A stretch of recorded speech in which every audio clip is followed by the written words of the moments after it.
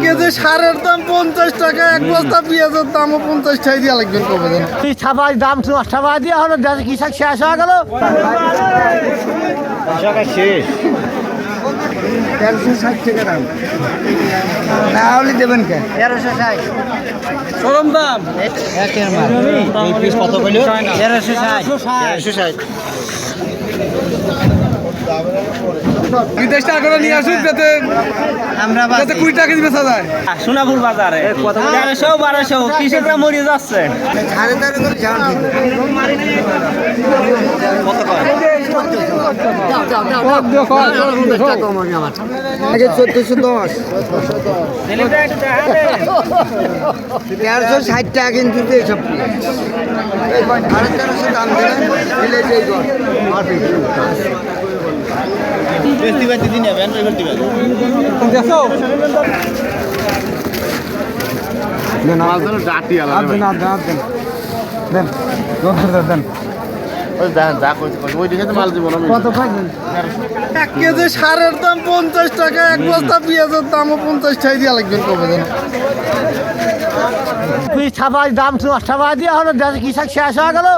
But পার নাকি তুমি 1200 বীজ বেশি দাম নাই দাম নাই বীজ দিচ্ছে না কেন নাকি বীজ এই তাহলে কি হয়? পেঁয়াজের বাস যাচ্ছে কৃষক কাঁদতেছে। কৃষক কাজে শেষ হয়ে গেল কৃষক। হ্যাঁ আর সব কিছুর দাম নাই কিছু কৃষক সাহেব এলসি আসে নাকি? এলসি আসে নাকি? আরে না এলসি লাগতেছে না, দেশের পিজি খায় না পারে এলসি। তাহলে এত কম দাম দেশের পিজি খাইতেছে না, দেশে যা পিজ আছে 200 টাকা মন হবে নি মনে হয়। সে খাবি কি এত পিজ?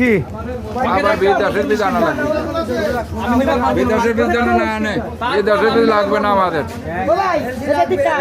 এইটাই ভরপুর আছে, ভরপুর। হ্যাঁ খুব আছে, খুব। এই 1100টা পিস বেশি মানুষ আছে।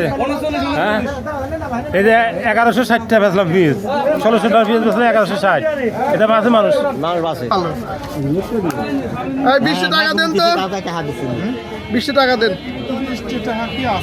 প্রচুর ভিড়, মাল বেশি বসে রয়েছি 1 ঘন্টা, টাকা দেয় না। হ্যাঁ আরো কথা আমি কেন টাকা দেওয়া যাবে না? পেঁয়াজের দাম নাই, এমনি মরবো না। আর 2 বছর আমরা চাষ করলি তারপরে মনে করেন যে সরকারের আর মারা লাগবে না, আমরা এমনি মরবো।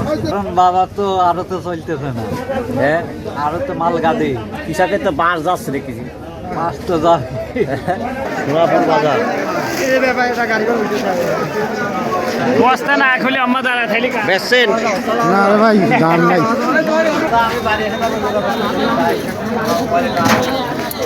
এই তোর গাড়িতে খেল বস্তা ধুইছি সেই সাথ